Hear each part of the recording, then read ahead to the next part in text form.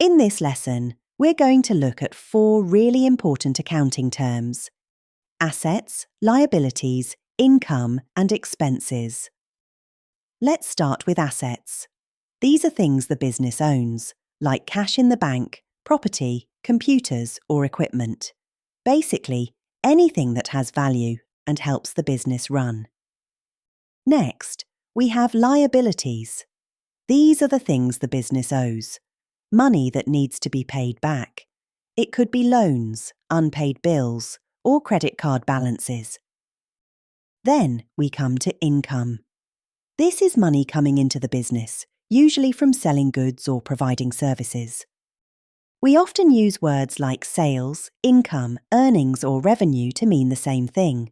So think of income, sales, earnings, and revenue as 4 ways of describing the money the business earns from what it does. And finally, expenses. These are the costs of running the business, things like rent, utilities, cleaning, insurance, staff wages and salaries, and so on. So, if our bakery buys flour for £50, that's an expense. And when it sells bread for £200, that's income. By keeping track of these 4 categories, what the business owns, owes, earns, and spends, we can clearly see how the business is doing.